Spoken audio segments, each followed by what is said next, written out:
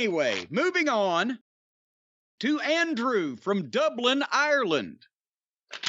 Our friends over across in Ireland there. Dear Jim, parenthetically, and Brian, so you're included in these things.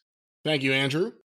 Not only do I get the best pro wrestling commentary on the planet from your podcasts, I've also learned a bunch of new words. And he has listed a variety of the new words that he has learned from the program. And I thought these were words in common knowledge that most people would know. But I mean, it's Ireland. They got different lingo. Would you like to hear just the list of some of the words? I'm going to make a noise right now just because I have a feeling before you read any of this list, this may be a YouTube edit. I don't know where we're going to go here. No. There's no vulgarity or a blue humor or any kind of obscenity here. These are words that we use that might not be available apparently on every other podcast out there. Okay. See, now you've thrown people's minds in the gutter, and now I don't know where the bit's going here. But the first word, acquiesce. Oh. Acquiesce.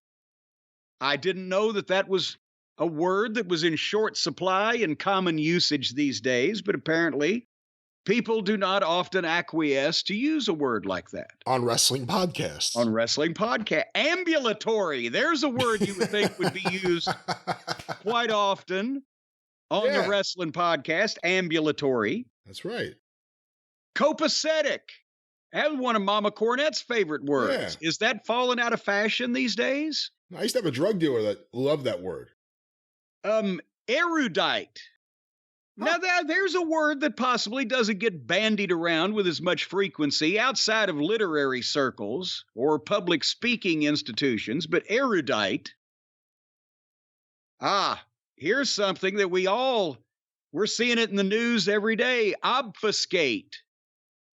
There's a lot of obfuscation going on actively as we speak, but hopefully the perpetrators will be brought to justice. I've used that word a few times recently.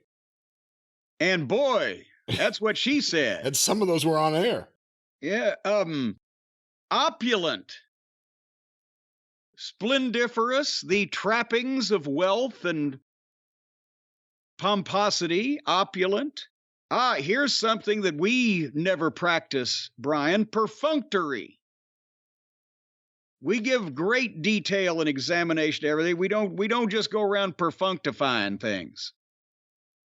Peripatetic. There is a word that is not used often enough to describe some of the activity we see on television. When did we use that? When did you use that? I didn't use that. I used that word. When? I don't know. Maybe you weren't listening. Well, you may have a point. Sometimes you don't. What?